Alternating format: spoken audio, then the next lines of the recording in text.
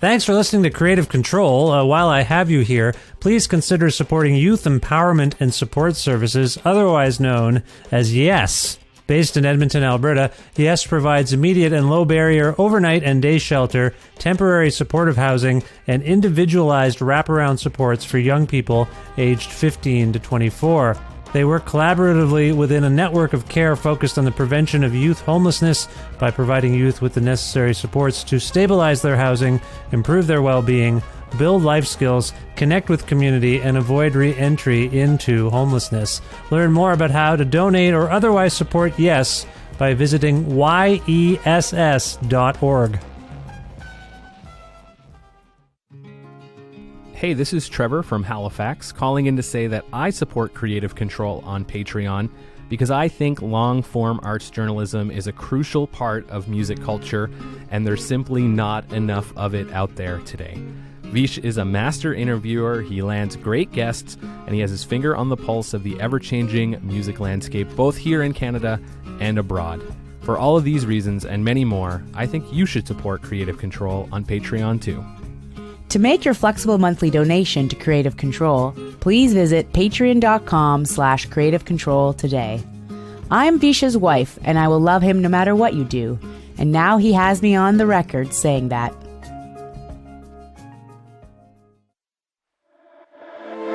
This ain't no movie scene, no supersonic dream. This is a fatal attraction. Can't take no holiday, put me on layaway. This ain't no time for distraction.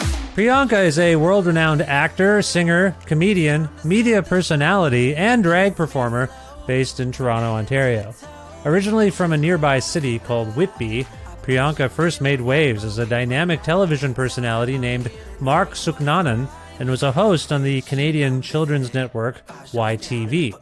After coming out and taking on the drag queen persona Priyanka, she went on to win the first season of Canada's Drag Race in 2020, and now, using her multifaceted talents, can lay rightful claim to being Canada's queen of all media. Ahead of her appearance at Guelph's Hillside Festival and dropping a new album, Priyanka and I connected for a very personal discussion about things like her devoted but professional fan base, Bob Dylan and male athlete hygiene issues, being a first-generation child of Indo-Guyanese immigrants to Canada, racism, homophobia, transphobia, and gay liberation, tattoos and some secrets to successful relationships, Indiana Jones and the Temple of Doom, getting into media studies and music as a young person and meeting and defying parental expectations, the rise of hatred against drag queens and the LGBTQ+ community, and what makes right-wingers so annoying. Starring in a movie with Kim Cattrall and releasing new music soon, other future plans, and much more. A part of the Entertainment One network with the support of listeners like you who follow and subscribe to this donor-driven podcast and spread the word about it, and make flexible monthly donations at patreon.com/Creative Control. It's modest, but it is the primary source of revenue for all the work that I put into this show. So if you like this show or this episode or what have you, please visit patreon.com/Creative Control and support me and my work today. Thank you. Plus, in-kind support from Pizza Trocadero, The Bookshelf, and Planet Bean Coffee, respectively, in Guelph, Ontario, and Granddad's Donuts in Hamilton, Ontario. This is episode 784 of Creative Control, featuring the bold and the beautiful Priyanka, with your host, me, Vish Khanna. Hello, I have to let you go. Say goodbye, telling you you're fine. I got no time, and you're not mine.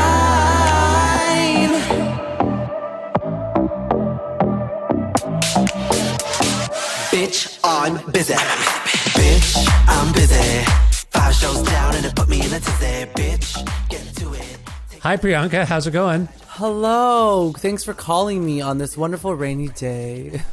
Yes, is it rainy where you are? Where in the world are you? Okay, I'm in Toronto at my home, and it's gloomy and sad. It makes me want to sit on the couch and binge eat. Like, that's what this weather makes me feel like. Oh, yeah. You know, it's pouring rain here in Edmonton, Alberta as well. So it's odd. It's often it's unusual for Alberta and Ontario to have the exact same weather on the exact same day. One of my biggest fans is from Edmonton. Is it me? It's you, baby. It's you, No, that's baby. how do you know that? How do you know this person?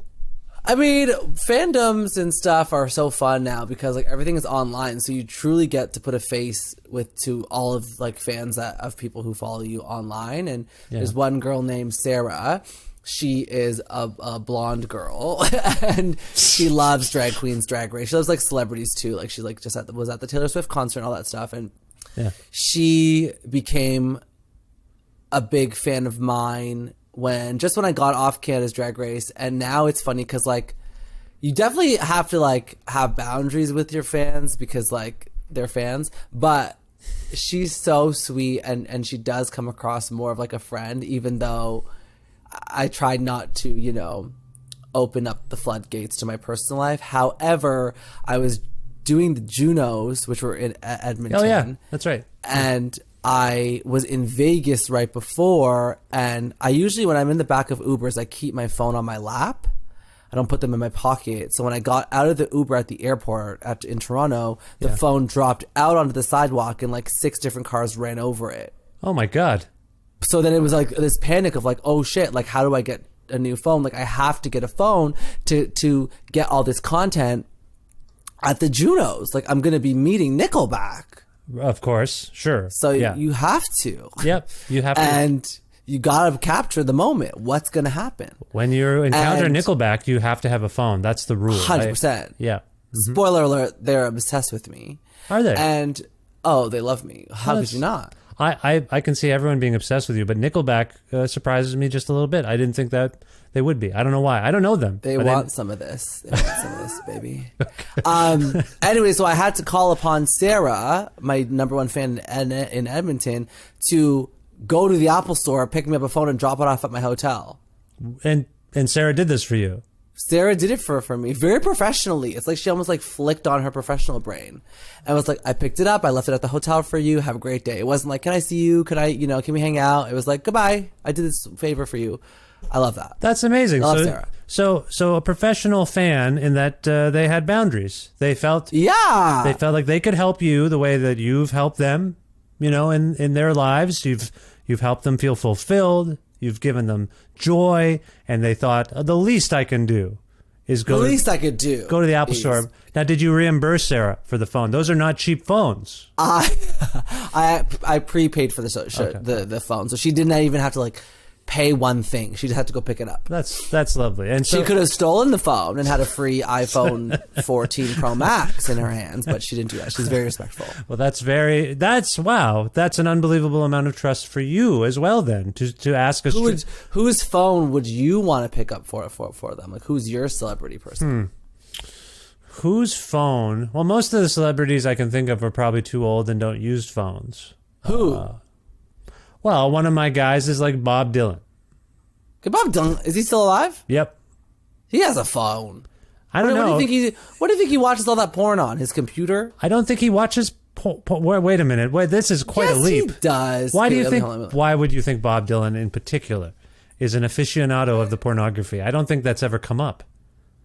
He's 82 years old. Are you looking him up?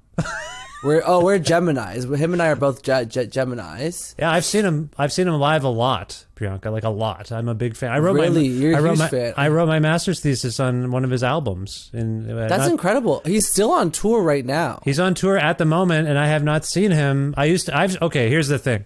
Since around 1998, I've seen him 37 times. Holy shit. Yeah, I'm a fan. As you should. I mean, if he's putting on good shows, you might as well. It's for some people, they're divisive, but I think they're beautiful. And I also think if you've got like the likes of Shakespeare in your midst still, if you're lucky. Here's the other thing. Do you like sports? Do you ever watch sports? Me? Yeah. Absolutely not. Not a second. You know, no interest in sports. The only thing I watch is the Super Bowl halftime show. Just the halftime show, and then you flip away. Oh, it's gone. Even when people are like, but the football players and the hockey players are so hot. I had to interview the Toronto Maple Leafs once for my kids' TV job at YTV, and they all smelled like shit. Well, and those people in particular, that culture is not a good culture. Wash your balls. Like, this is Sure. nasty. That's usually that's a tip for everyone. I think if we leave anyone listening today with any information, it's to wash your balls. I agree. Exactly. I also But think that it's like, actually, you know who Angelique is? She's like a Canadian pop star. I've heard She of lives Angelique. in LA. Yeah. We were on the phone this morning, and she was like, white people just don't wash their balls. We were talking about this morning. This is pressing information. This is breaking news. This is a new pandemic.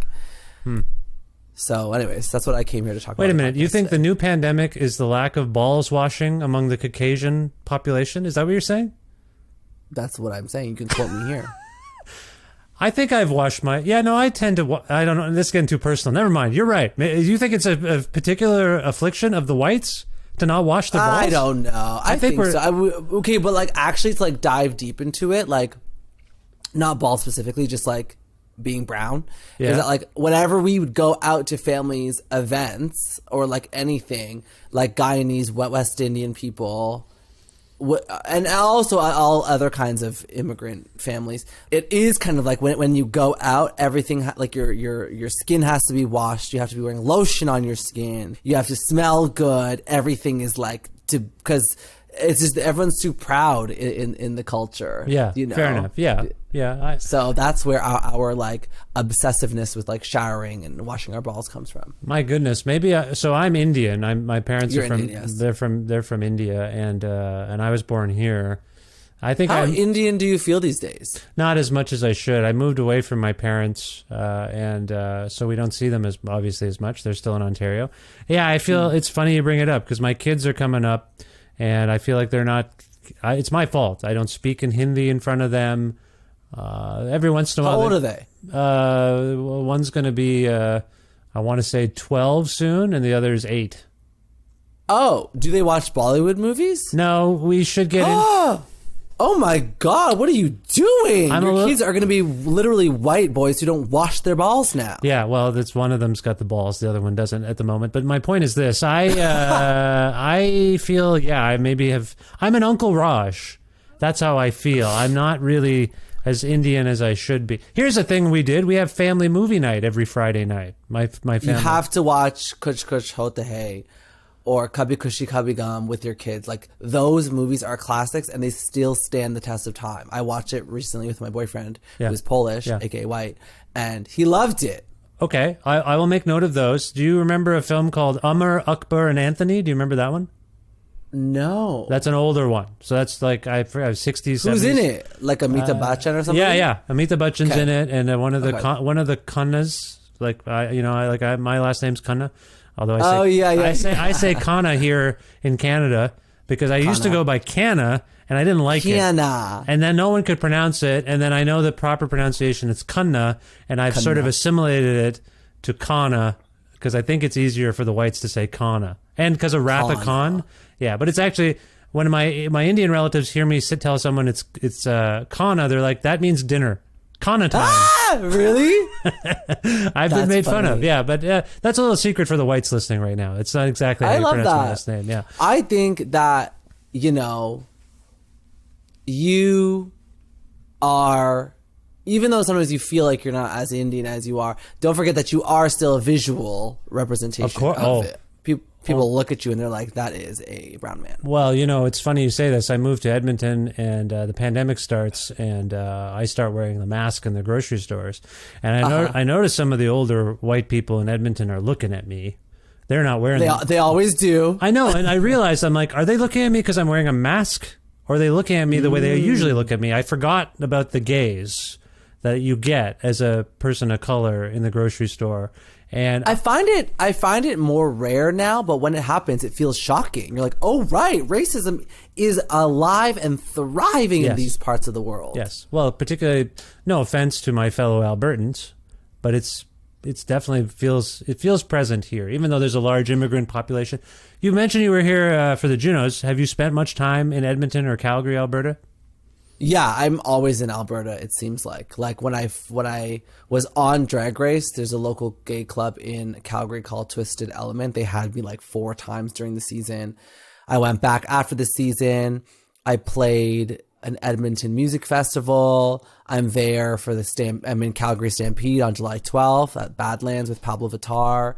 I'm coming back to Calgary at the end of August to do the comedy festival. Oh, okay. So it's like Alberta loves me. Yeah. No, I love it there. Like, because I'm there for like little blips, I never have that uncomfortable feeling.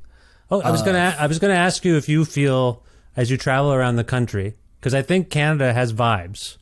The East Coast has vibes. Yeah. So do you feel a vibe when you come to the prairies, or no? You've been here so much. I feel like a good vibe. I like it. Like, it's a cool vibe. Good vibe. Okay. I'm into it. I think that, like, because I'm going to perform in my safe space, which is usually a gay bar, or like a music festival where it's like I'm being hired to be Priyanka to perform. Yeah. There's a bubble. Like, I live in such a bubble of like, this is so much fun. Like, what's racism? What's homophobia? Whatever, you know, because it's Yes. like I'm so celebrated. But I went to Mexico with my boyfriend at the end of January, career related, just him and I, gonna go take a couple days in Mexico. And when we were on the airplane with like all the Karens and all the Bobs, Yeah. because that's what they do. They work to have vacation in hot countries. I was like, this is uncomfortable for me. Did you go to a resort by chance? I went to a resort. Yeah, I don't like that. So I've been to two for my wedding anniversary and then a wedding, my brother-in-law's wedding. And we stayed at resorts, and I find that uncomfortable. I find it because the labor population at these places is all residents, and it feels I overthink about things, I think.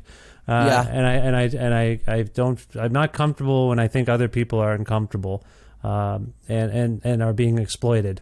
It's a weird tick I have. I don't like seeing other humans exploited. I don't know what that says about me. That's not a bad tick to have. No, I think it's okay. I was being a bit facetious, but yeah, I didn't like it, and I would never go again. I've decided, because also I came back with like a bizarre virus. Anyway, that's a whole other thing.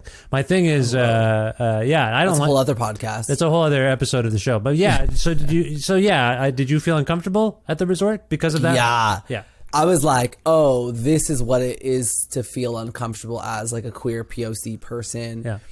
I try not to victimize myself too much. My mom raised me to be like, you are brown, you are, shocker, but that will never ever be the reason why you don't get a job or why you're not good enough. Just go apply yourself and go fucking kill it. And throughout my career, I had so much success with this mantra. To not be like, oh, they're not hiring me because I'm a brown person. Oh, they're not this because I'm a brown person. I was like, I don't give a fuck what color it is, baby. I'm going to go get that job. And I did. Yeah.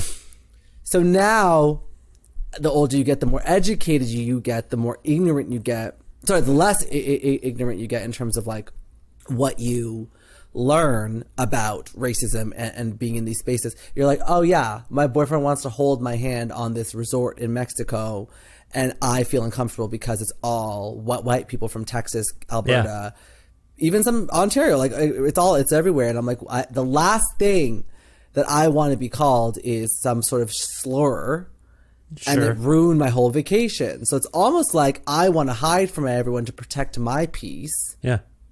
When really I should be like, I don't give a fuck. I'm holding your hand because I love you and I want to do this. And if someone calls it something, who cares? Like, that is also me protecting my peace. So, but you're also mingling and enjoying the spoils of the colonizers.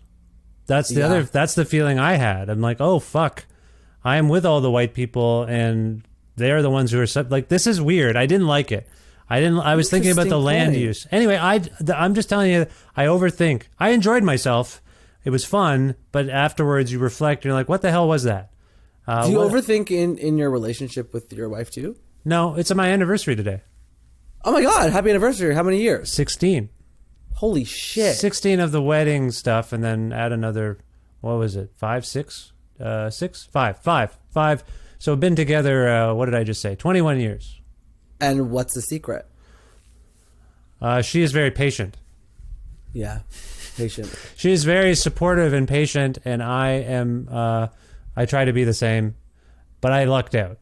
I think, you yourself, a creative person, those of us who create things and are striving to create things in this fractured time, it takes a lot of time, extra time. It does. It's beyond your 8 to 5, 9 to 5 job. So I got 2 kids. Yeah, it's a balancing act, I would say. But I attribute all of my success and ability to do things to my wife, who's very supportive. We balance each other out. We cook together. We clean together. We raise the kids together. All that stuff. So cute. But she's very supportive and loving of whatever decisions I make. And so the secret is what is it? Unconditional love. Oh, that's so cute. How'd you meet? We met at the University of Guelph. She and I both did we're doing our master's degree. So she's from Edmonton, went to the U of A. I went to I'm from Cambridge, Ontario. Whoa, yeah, you are. Can you tell? No. So I'm from Cambridge. I'm from Cambridge, Ontario. Did a degree at the University of Guelph, took a break, and then applied to the University of Alberta. Got in for their master's program, and went to check out the campus. And then I was in a relationship here in Ontario that was kind of on and off. And because it was back on again, I opted not to go to Alberta. But if I had, my now wife and I, would have missed each other. I would have gone to Alberta and she would have come to Guelph, and we would have met, which I find weird. We would have gone to the opposite cities. Instead, I stayed because of the relationship I was in at the time, and also because they gave me a lot of money at the scholarship for the Guelph. Thank you. Yeah. So then I stayed, and then we met, and then that my relationship I was in and her long distance relationship fizzled, and then we got together. Thanks for asking. I'm sorry, this isn't supposed to be about me. I didn't mean. I don't mind at all. I'm so Yeah. curious about your life and stuff. It's cool. Yeah, well, I appreciate that. So then, we started seeing each other towards the end of the end of our degree, and been together ever since. Wow. What about you and your man friend there? We met the winter of 2020. I messaged him in March 2020 before the old pandemic kind of locked us all down, and I was looking to get a tattoo cover up. I posted on my Instagram saying, "Hey, like, anybody know of any great tattoo artists that can cover this up?" And he wrote back saying, "I'm your man." Oh. And I was like, okay, great. This is what I was very business. So this is what I want. This is what blah, blah, blah. And we like planned for me to go down in March. He lived an hour outside of Toronto. Yeah. And the pandemic hit, and then we never really like talked. And then I went to go. They announced Canada's Drag Race, and in his perspective, he always says like, "Oh, I was like never gonna see this person ever again. Like, there's no way that, Priyanka's gonna be like, yeah, I want a tattoo now." But in his mind, he was like, "Oh, she's too famous for me." Right. You were already famous, Priyanka, at that point, of course. Yeah, it was like right out. It was like basically, I want a tattoo. Lockdown, then Drag Race announcement. It was like, okay, it's blown up. Yeah. And then after Drag Race and the fallout months of like partying and like celebrating the win and just being crazy person, I was at home in Whitby with my mom, and we're just like chilling. And then she's like, "Okay, like, what does your next year look like?" And I was like, "I guess I'm like work on myself, get this tattoo covered up, go to the gym more, all the New Year's resolution stuff that we all want to do come December 31st." And I was like, "Oh, what's that tattoo artist's name again? Like, what's his name? Like, what? I gotta find him." And then finally I messaged him and I was like, "Hey, are you still doing tattooing even though, things are shut down?" He's like, "Oh, actually, like in our district, like it's not shut down. You can like come over and get the tattoo." And I was like, "Hey, I actually want something else now." And he was like, "Because it's your bigger tattoo, I actually happen to be in Toronto. Like, do you want to meet up and put the stencil on so you could see how you like it?" And I was like, "Yeah, sure, whatever, dude. Like, see you soon." And then when I saw him in person for the first time, I was like, damn, this guy's fucking hot. Nice. He definitely washes his balls. Right. Right. He's Polish. He's Polish. That's 50-50 on the balls washing right there. You never know. If I can be just a little racist, that's 50-50. If I can be a little racist for a second. And then from there, we were very flirty. We hit it off, and then it's been 2.5 years since. Our year 3 is in December. Well, it's coming. Congratulations! That's amazing. Thank you. It's really fun. Like, it's not what people tell you relationships are. It's not what the media portrayed relationships as. How so? What's the distinction? No one ever tells you that like it's a true partnership and like it's a best friend like that you gain. Right. And no one tells you that. No, and when I think back on how I answered your question, that's it also.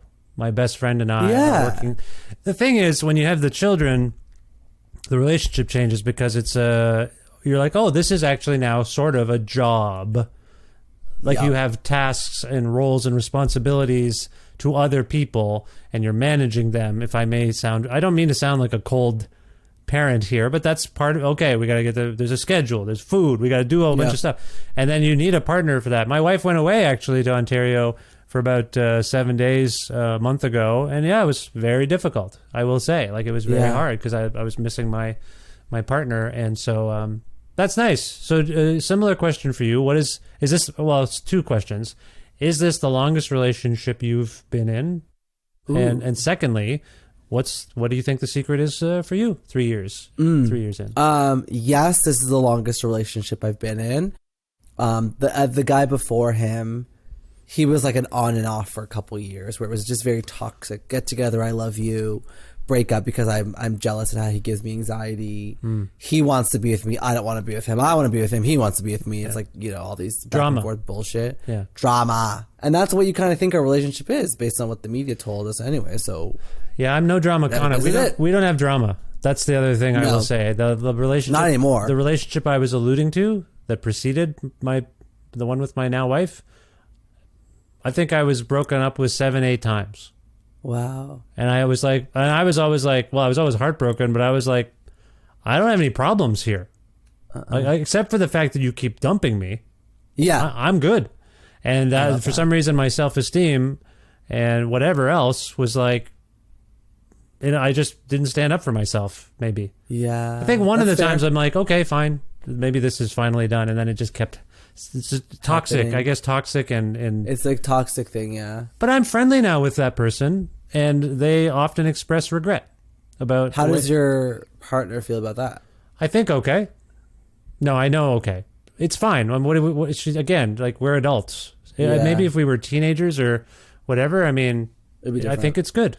I don't make a big deal about it because I do think it would be strange to, but yeah. I just mean, for me, it was a sign of maturity. Okay, here's the thing. For like 10 years, no contact. I'm like, that was horrible. I don't want to do this. And then as I get older, I'm like, why am I started to worry that I was holding on to the anger a little bit. And then, it was a small town. So when you run into each other, I'm like, why should I be angry at this person? It shouldn't matter to me. Fair. That's how I feel now. It's done. It's over. Yeah, it's done. So I don't actually have... When you ask, I get what you're asking because it can be awkward, but I'm like, I don't have those feelings anymore. And frankly, that was a formative time in my life. Breakups are weird, Priyanka, because you have lost someone that knows everything about you. Yes. And on the one hand, when that ends, you're like, well, that ends. On the other, it's like it is losing like one of your best friends. And then I think ideally, healthily, if we were all pretty healthy, you would have some measure of reconciliation with the person who used to be your absolute best friend because you know each other so well. I can see how some relationships would struggle under that tension, but I just don't have the exact same feeling, so I'm okay with it. Yeah, I feel the exact same way. That ex, the on and off ex, toxic guy, like by like 2020, that was like we were dating 2017 when I first started drag. By 2020, I was like, who are you dating now? He's like, oh, I'm dating this guy. I was like, oh, I'm dating this guy. Like we would be able to share this like beautiful understanding that like although we didn't work out together because the combination was very toxic, we could still root each other on in our respective relationships, which I think is so cool. Yeah. It does take a bit of like time for my current partner. Like he was like, what? You're friends with your ex? Like that doesn't make sense. And I know. Like, well, we're not friends. We're not going to the movies. We're not like holding each other's hands and going shopping every weekend. But there's just no hate there. Like it's just like he's doing him. I support him. He supports me. He loves you. He wants to meet you one day, but we don't live near each other. But you know what I mean? Like there just is an openness. And I think like to answer your question about like what is the secret, it's I mean, the secret is like trying to not get offended when your partner's being vulnerable. Yeah, there's that part. That's like it's communication is the blanket statement for that, but just to be like a little bit more specific is that like that is like to put your pride aside and have your partner tell you something that you're kind of in your head like, I don't care about this, or like, this is not a big deal. This is a non-issue for me. To have to like put your pride aside and like try to understand their perspective and how they feel about things is the secret, in my humble opinion. I think also as you get older, ideally you become a bit more self-aware.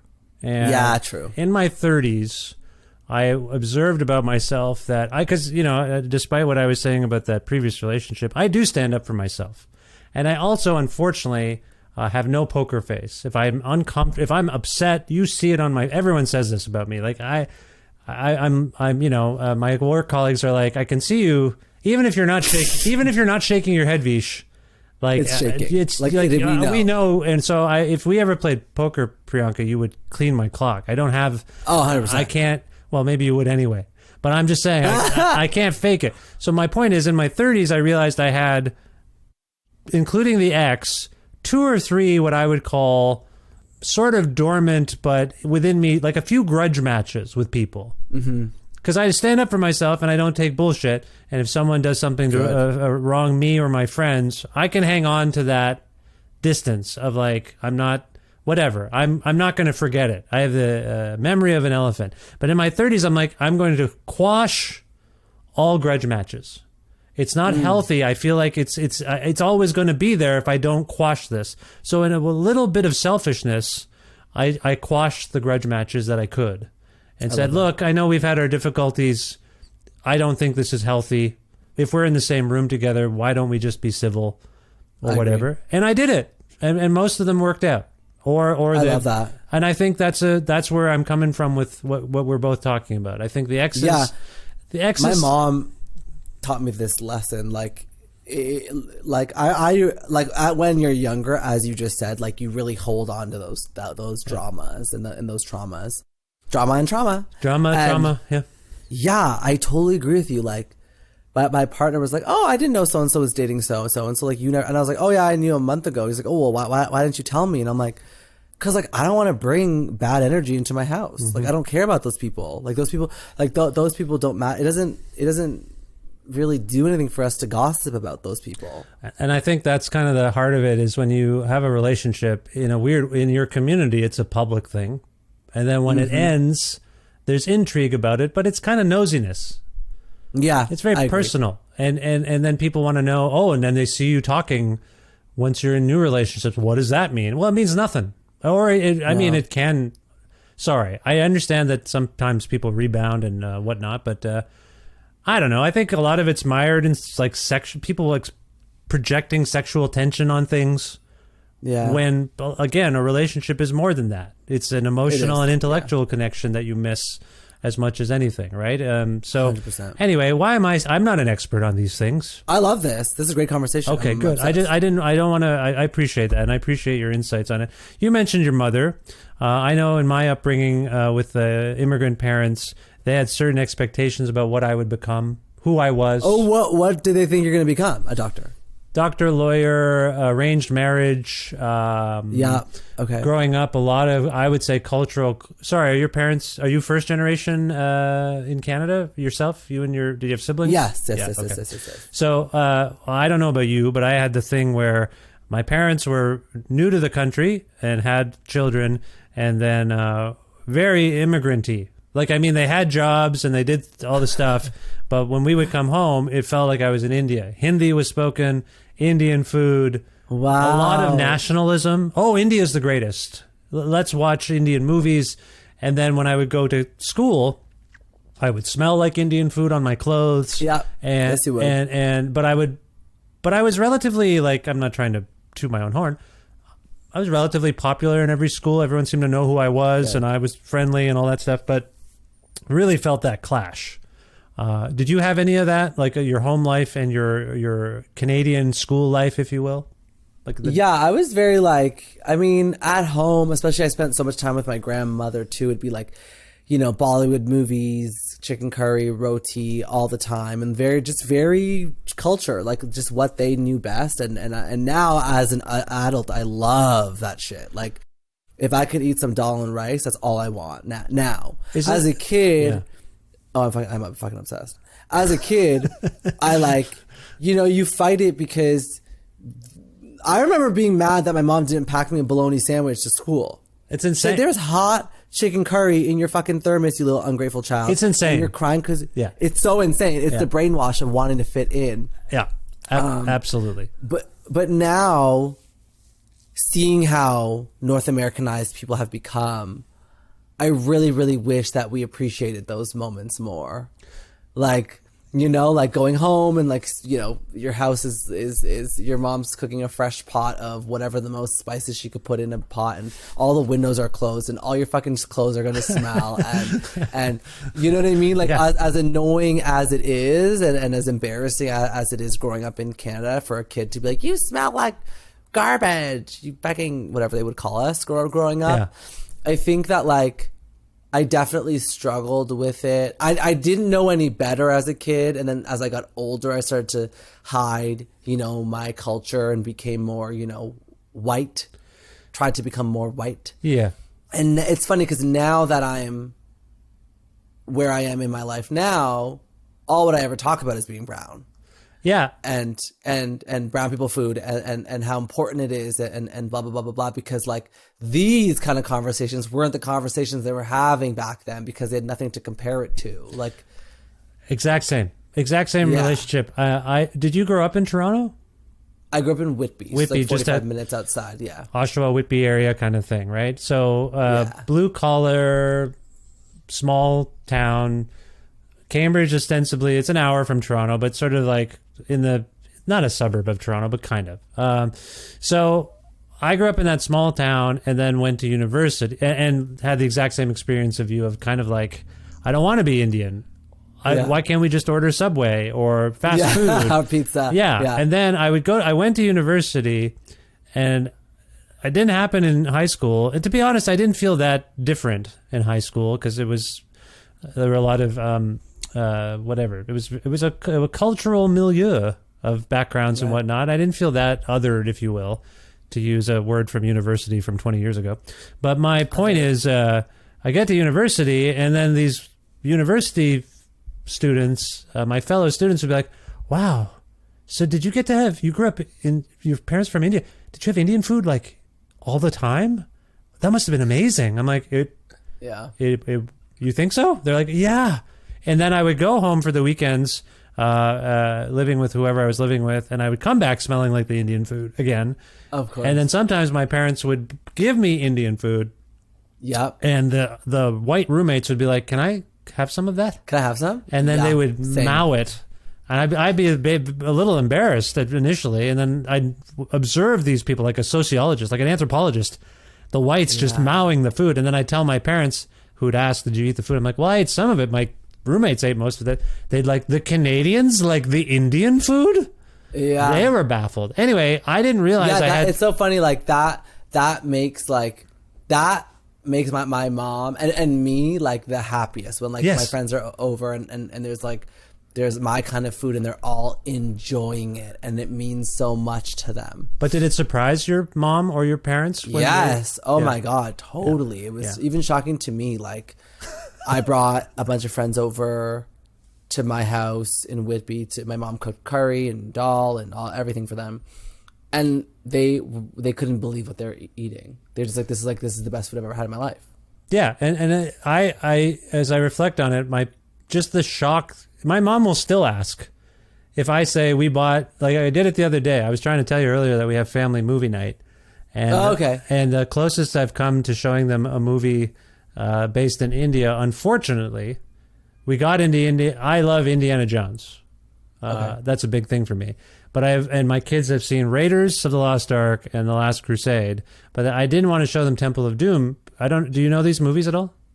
I know them. I haven't watched them. So Temple of Doom is based in India, and there are so many. Okay, so that came out in the early to mid 80s, and it was traumatizing for me because everyone saw it, and there's a dinner banquet scene. And I don't want to spoil too much for it, but it's a complete George Lucas bullshit iteration of what he thought white audiences would think Indian people were like. And so people are eating... Should I tell you? Spoiler alert? Yeah, tell me. So Spoiler alert. Let's do the it. banquet comes out. They're in this Indian palace, and they get served snakes. Now, what happens is it's a cooked... apparently a cooked boa constrictor, and the way they serve the meal, they slice open the constrictor and a bunch of baby snakes fly out of it, and then Indians are shown eating it. They're eating giant beetles, just like sucking out the guts of the beetles. And then dessert, monkey brains. Monkey heads are brought to the table. The scalp is removed, which is a whole other form of fucking craziness. And then they eating chilled monkey brains. But that doesn't actually happen. None of that is a real thing that Indian people that eat. But growing up, that's what I had to deal with. You guys have monkey brains for dinner?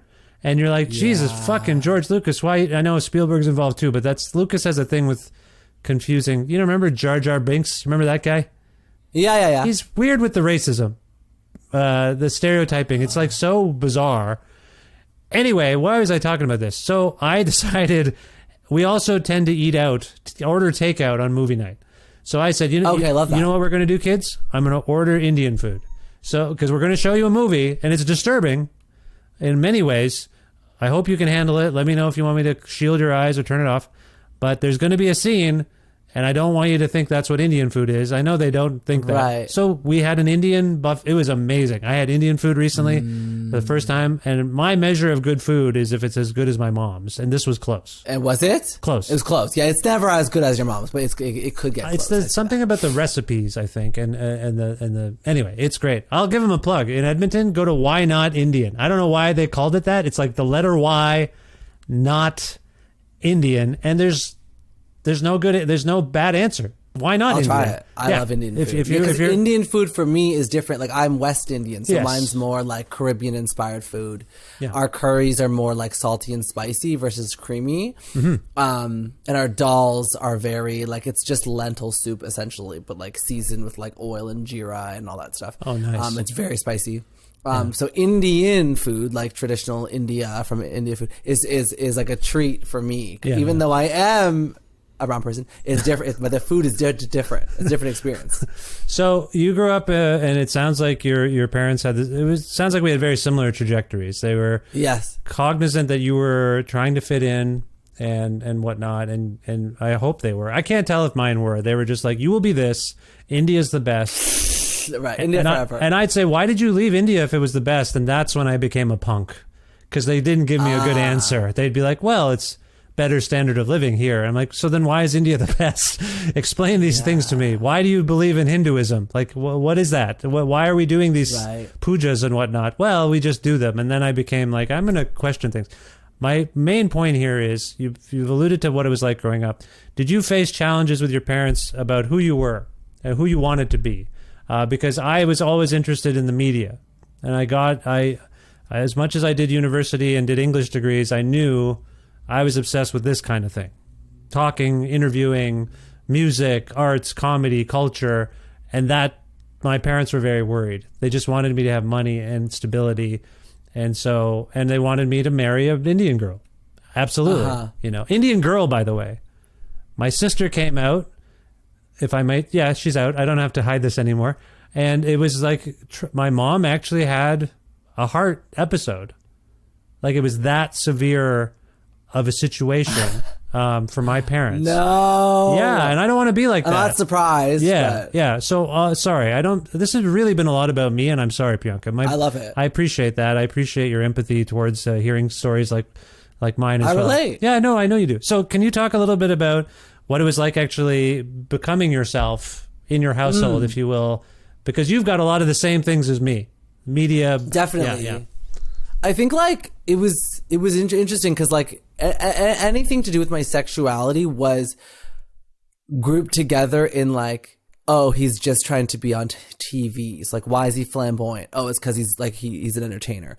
Oh, why doesn't he have a girlfriend? Oh, it's because he's so busy, you know, trying to get a career. Where's Mark? Or when are you getting married? Oh, after, you know, he gets his big TV job. So no one, it's not that like the defense was always like, okay, this guy's gay. Okay, no, he's working hard. He must be, you know, blah, blah, blah, blah, blah.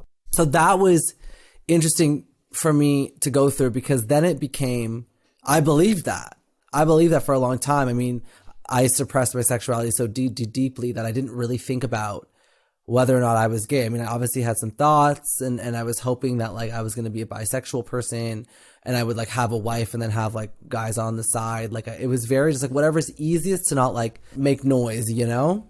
And then when you move out of your parents' house and you have a lot of clarity, that's when I was like, shit. Literally these words, as I said to myself, shit, I'm gay. And I felt my stomach drop into my like soul, out of my ass onto the floor.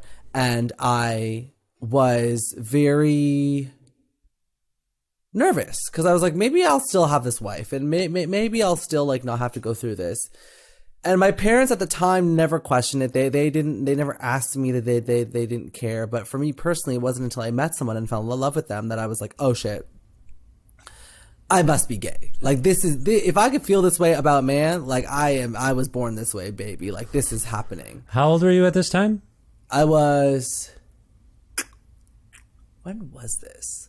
I think this was like 2013, 2014. So 10 years ago now. So 23. You were 23 years old, and had you already begun your career in as a host? I was on already TV? working on TV. Yeah, I was already working, and I was still in the closet. Right. And that makes me sad. Like that I was, the reason why I didn't come out is because I was so nervous that I wouldn't get a job. And like, to the outside eye, they're like, no, that makes no sense. Isn't the industry full of gays? Like, it's still run by straight white men with ties on. Yes. Yeah. Like, it's not all gay people that run it. Like, yes, they might cast the flamboyant, big personality person on the air, but at the end of it, it's still all those straight homophobic people. Maybe not now, but back then it was. And then when I fell in love with this guy, I was like, shit, this is happening. So then I ended up coming out to my mom, and my mom was like, don't feel like you ever have to explain your sexuality to people. Like, it's just none of their business. Like, if you want to talk about it, talk about it, but like, don't feel like, you know, but then she did the thing that like a lot of West Indian parents would do, and Indian parents did. She's like, just don't tell your dad yet. Right. Because it makes her life easier, right? That's your dad in particular. Huh. Dad in particular, yeah. I feel like in my case, my sister told both at the same time. Yeah, which is amazing. Yeah. I was okay with it because I didn't really care. I was like, yeah, sure, whatever. At least I'm out to somebody. Here I go living my life again. Yeah. And then I went on, and I was fine. And it wasn't until I was on Drag Race that we told my dad, and basically the entire family was like, he quit his kid's TV job. He's now in this drag competition show, and now he's a drag queen. And he's gay. Like, let's watch the show. And a lot of my family watched season 1, like everyone did. Wow. And it's been an interesting journey because although it was tough, and although I was in the closet, and although like, you know, my uncles would like tease me growing up, I still had an easier time with it than a lot of people because I wasn't shunned. I was accepted, and like they all celebrated me winning this big show, and I feel like the only thing I did wrong was not tell my dad sooner, because he must have felt left out, I'm assuming. Yeah. It's almost a trust thing. I know my parents struggled with it in all sorts of ways, and I won't get into it because I think they've come a long way. They were shocked, right. And there was a thing. I will say this, and I think they were worried. It was about them, something they had done to cause this, if you will. I'll leave it at that. I think they've evolved and they're good with it now. But when my sister told me, I didn't react the best because I'm like, oh shit, my parents are not going to handle this well. I married white. Right. Or I'm dating a white woman. This is already bad. This is like blowing their minds. They can't handle this. And now you're going to say this, our poor parents. But that was the wrong attitude to have, I think. And then I realized that after, because they would want to talk to me about my sister. Of course. I'm like, it's fine. It's completely normal. Like, it's fine.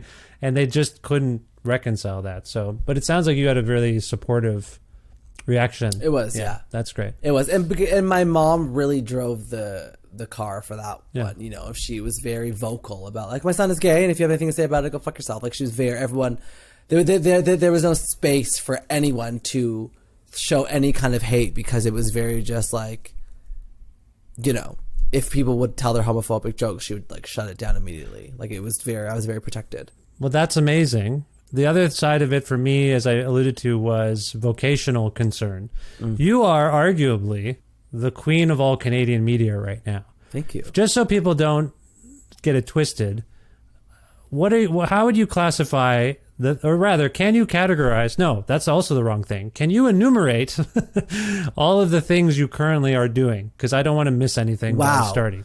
There's so many things this year. This year is a different kind of year. It's a big content making year. Yes. I'm working on my new album and releasing a bunch of new singles. So there's the musician arm. Arm. Yeah. Then I'm also an actor, and I'm in Glamorous with Kim Cattrall that comes out on June 22nd. I'm also a lead in a movie that's coming out. I'm also in a Christmas movie with Christina Milian and Pentatonic. So there's that arm. Amazing.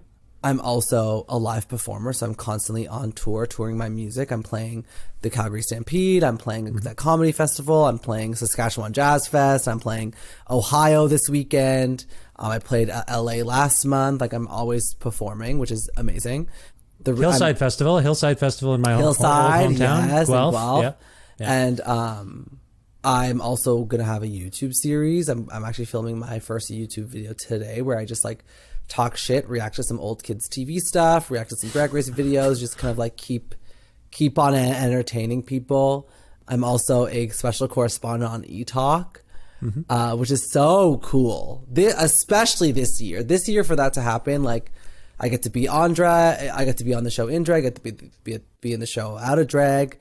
I'm doing that as well, and there's so many things that are also coming that I can't even talk about, which is really cool too. Because like, it's funny, like when you are the person that it's happening to, you're like, God damn, like, am I doing enough? Are things happening? But to you, you're like, you do everything, girl. Like, you're fine. Yeah. And then I forget that I'm sitting on all these really cool secrets that are about to come out that are going to be big deals. So tune in to find out. Yeah, that's fair. Now, and you're also, you got a podcast? I have a podcast called Famous This Week, which I actually am on hiatus right now. I want to bring it back. I love podcasting. It's so fun. I love telling stories, as you know. I love talking, as you know. Yes. It's so fun. It's such a great escape. Yeah. To feel heard. Yeah.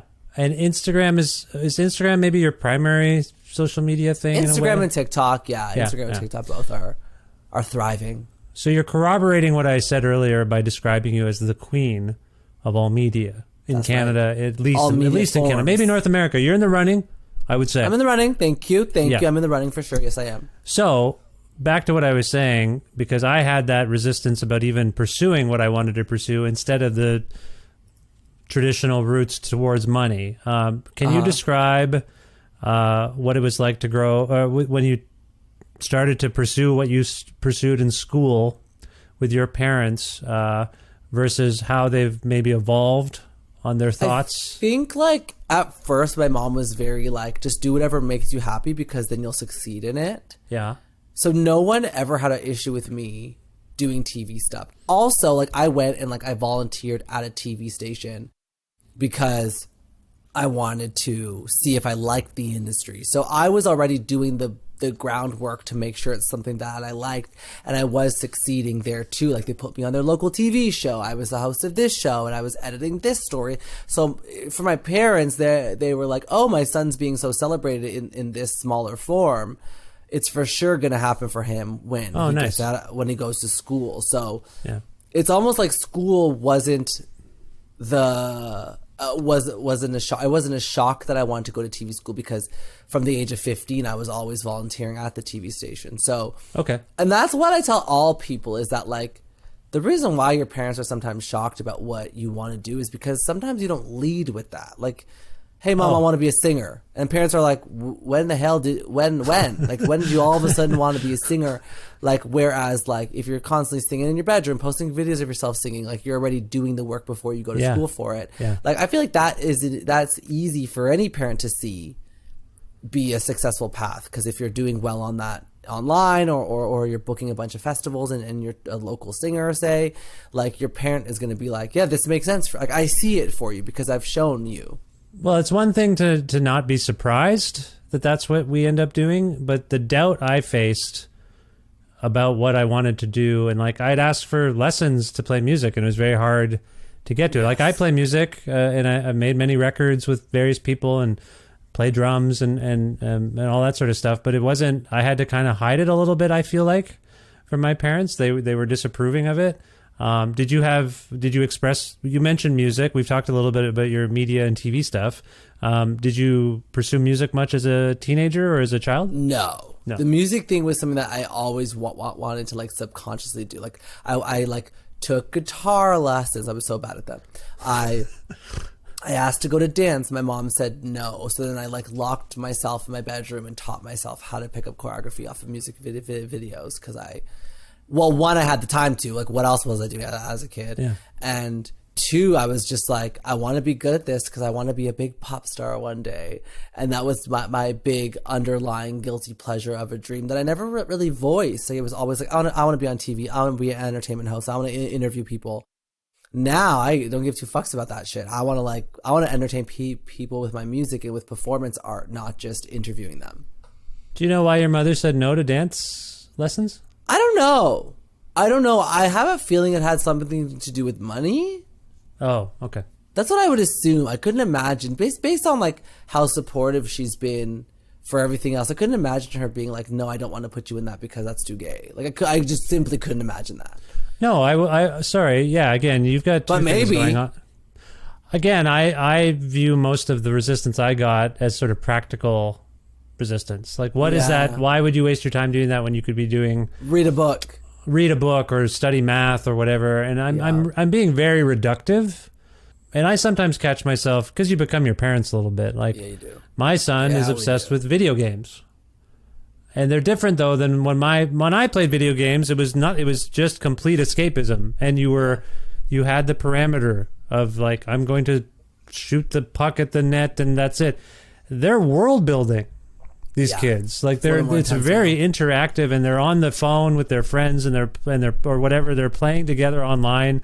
It's social and challenging. So I have to get over myself with my. Because when I picture him, he's on his Sega Genesis, like the way I was. Of course, just like playing Sonic. Yeah, but he's up there actually like, look what I built, look what I made. And those are like cool accomplishments too, right? Like, yeah, and so in a different way. I'm trying to be mindful of not being like my parents, but also like, you can't help but worry a little bit about your kids and 100%. What they're doing with their time. So in any case, I appreciate this. You mentioned going to Ohio. Yes, on Sunday. Which is great. But as we're speaking, and you probably get asked these questions all the time, America in particular. Pretty fucked up. And Canada. And Canada. It's bad here too. People have been showing up with like swastikas in like Guelph and shit. Like people, it is Guelph, bad. Ontario? Baby. Sarnia, Guelph, all those places. Like there's like protests outside. A lot of like the local drag queens who just put on their little shows for the little communities have had to cancel their shows because of the threats that they've gotten. And I mean, it's all because like it's been sensationalized in media and American media in particular. Yeah. Yeah, and the churches are like raising money to like fly themselves to places to protest drag shows. It breaks my heart, honestly. Like, yeah, okay, we're scared and whatever. It's just such a step backwards. The thing that's so fucked up to me is I'm on eTalk. I've been on billboards all around the city. I won Canada's Drag Race. I've done so many things. I've been in so many commercials. So normal. I never heard a peep out of anybody about any sort of hate. And now all of a sudden, 3 years later, it's like this beast of hate has been awakened in the church communities, in the conservative communities, in the Republican communities. And it's fucking annoying. Like, if anything else, it's fucking annoying. Because we're not going anywhere. We're still going to be here. We're still going to be put on the drag show. We're still going to be fighting for the rights. The pride parades are not going anywhere. It's all going to happen. So don't waste your time. Stay at home and don't protest us because you're wasting your fucking time. We ain't going anywhere. That's a good outlook. But on a practical level, you said you're afraid. But it also doesn't sound like it's going to stop you. I mean, like, anything. the thing is that, like, if I am going to fight for my community and be a voice for my community, I cannot be scared. So I'm going to all the pride parades. I'm going to do all these gigs in America. And I'm asking them, like, what is the escape plan when if someone pulls a gun out? Like, where are we going? That's really fucked up. I mean, and it's realistic. That is the practical question to ask. so is the main difference between 2020 and 2023 like Ron DeSantis in Florida? It's sensationalized by the media, but like that state in that country is really leading the charge on this, and it's just becoming I just wish it wasn't even covered on some level. But on the other hand, we should definitely be paying attention because it's fascism, and it's taking away books, taking away information, attacking universities, attacking people who are trying to find ways for people to feel galvanized and accepted. Anyway, I just went on a little rant there. Do you have any outlook on the distinction? Am I arriving at the right the reasons why this is happening, do you think? Yeah, you've arrived. I mean, the root of it starts at the hate for trans people. Mm-hmm. And then it just got flipped over to drag because of the drag queen story time. So they're like, okay, drag queens in front of children, this is an easy thing to fight. Let's go for this. So that's what is annoying about it. So you're right. It's all just like, it's all attack. I really hope that it will never go away. It's always there. Yeah. I just hope that like society doesn't keep pushing us out, because like this year, for the first year in 7 years of being a drag queen, I don't have a pride float.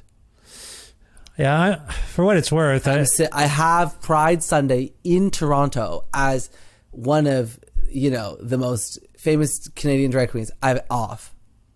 Yeah. This year. And this makes me deeply sad that it's actually, I don't know. We used to be more cynical about all of the kind of corporate branding. It's normal to be like, I don't know. In retrospect, it was good that companies were and cities were making space and taking that supposed risk of coming across as decent and accepting. That's the big risk now. How many companies, Priyanka, have we seen post something in solidarity with Pride season and then remove it because of like a couple of blue check marks on Twitter complaining? The spinelessness of all this is really disturbing to me. There's just no conviction. Sorry, I keep ranting with you and I don't mean to, but no, I mean, I get it. Like, I think that like, the corporation thing is what breaks my heart the most, because in previous sponsorship deals that I have done, I've been very vocal about like, you are coming around the mountain because it's Pride season, but what are we going to do in the fall for gay people and queer people and lesbians and trans people?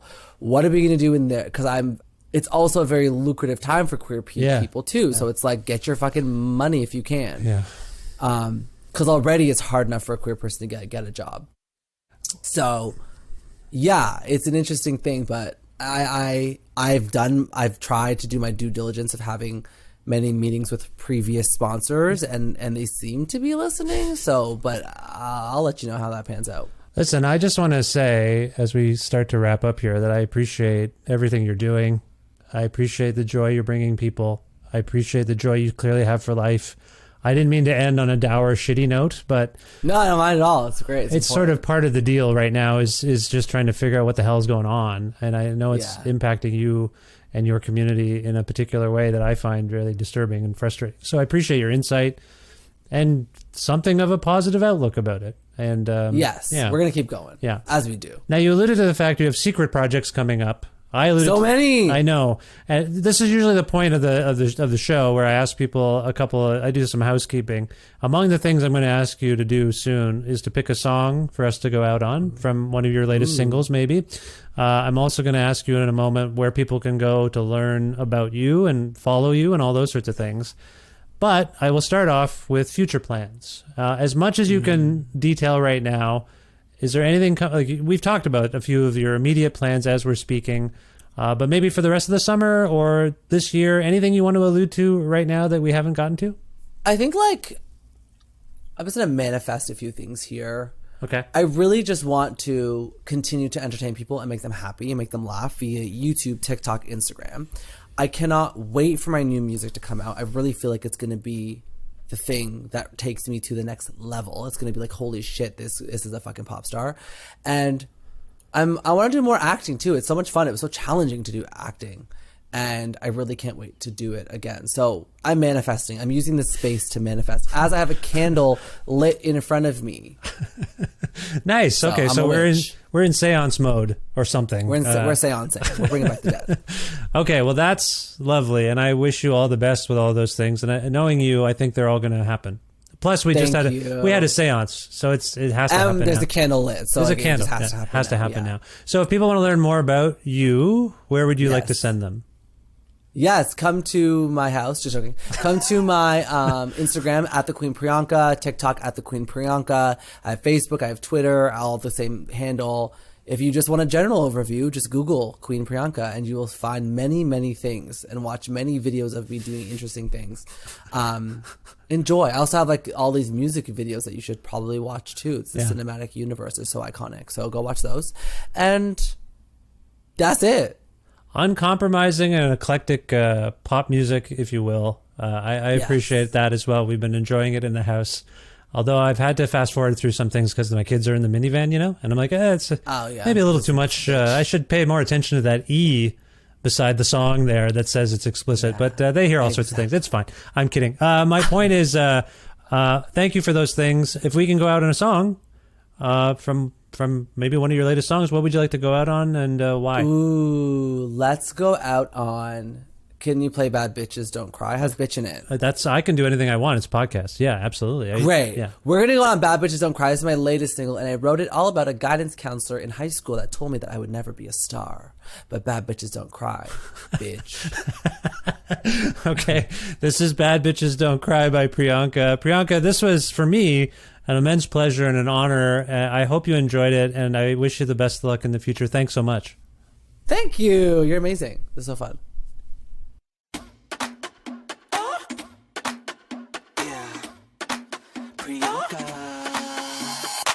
This ain't no non-stop party. I'm living proof, got my wannabe, but this perfect glassed up Barbie. So good at faking it, made you look, I'm making it. Can't stop, this pressure's hot, cut me up like a diamond. Won't stop, teardrop, teardrop, suck it up like a lollipop. Let's go. They told me no, I'm at the top. Yeah, check my flow. Never let a hater make you act like a hater, cause the bitter that you better, don't forget her. Bad bitches don't cry. Bad bitches don't cry. Bad bitches don't cry.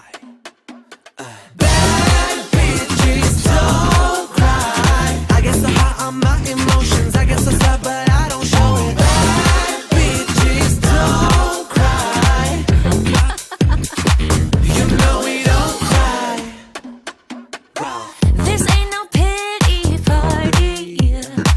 She's too emotional. They'll never say about me. No, I'm not a deer in your high beams. Just like a hurricane, crush it if you get in my way. Can't stop, this pressure's hot. Cut me up like a diamond. Won't stop, teardrop, teardrop. Suck it up like a lollipop. Let's go. They told me no, I'm at the top. Yeah, check my flow. Powder like the devil, bitch. Get on my level. Sob story, no, never, cause I'm better. Bad bitches don't cry. Bad bitches don't cry. Bad bitches don't cry. Bad bitches don't cry. I get so hot on my emotions. I get so sad, but I don't show it. Bad bitches don't cry. You know we don't cry.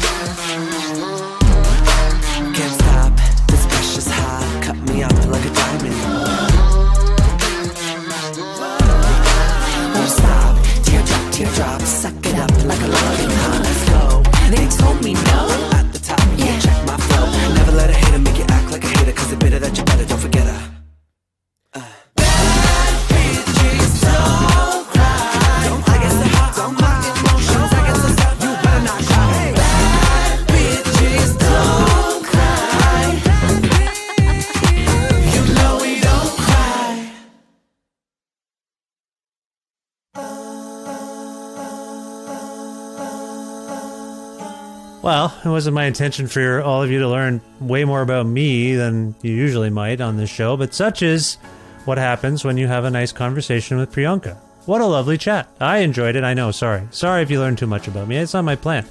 Priyanka wanted to talk. You heard. She was asking me questions. I had to answer them. Anyway, I feel a little bit badly, but hopefully you got a glimpse into Priyanka there on this, the 784th episode of Creative Control, which is part of the Entertainment One podcast network and is available wherever you get your podcasts. If you can't find an episode that you've heard about and you're looking for it, or if you want to learn more about me and sign up for my monthly newsletter, which I'm really behind on, I'm sorry, please visit vishkhanna.com. You can like Creative Control on Facebook or follow the show on Twitter for now at Vish Creative, or you can follow me directly on Instagram and on Twitter at Vishkhanna. Also, please visit patreon.com/Creative Control to make a flexible monthly donation to support the work that goes into making this podcast. $6 American or more a month grants you access to exclusive content. You get episodes earlier than everybody else. If you like, I can send you a Creative Control t-shirt. I have some sizes left in the maroon and yellow shirts. But most importantly, I know that might seem like a lot of money, $6 for something that's usually free. Well, that's nice of you to say. Come on, man. But, I mean, think about it. You're getting, what am I putting out? Like almost 8 episodes a month? Oh, it's not that bad. So anyway, sorry. If you can, support the show. If you can't, no worries. No pressure. But it's nice. Thank you. I appreciate it. Speaking of thanks again to Pizza Trocadero, The Bookshelf, and Planet Bean Coffee, 3 wonderful independent businesses in Guelph, Ontario, and Grandad's Donuts in Hamilton, Ontario, for their in-kind support for this show. Thanks as always to my dear friend Jim Guthrie for lending me some music of his on the podcast. You can learn more about Jim at jimguthrie.org. And finally, thank you so much for listening to this episode with Priyanka. If you are a fan of Priyanka's, I hope you learned something about her. If you're unfamiliar with Priyanka, ditto. I hope you learned stuff. Again, you learned a lot about me today, and I wasn't intending that, but such is the thing when two people who like talking to people and interviewing people get together. So I hope you enjoyed it. I hope you'll subscribe to this podcast and follow it and interact with it however you do. And I hope you'll tell your friends all about it and spread the word about Creative Control. And otherwise, I just hope you're well. And I hope we talk soon. And that's it. I got nothing else. I gotta go. Bye for now.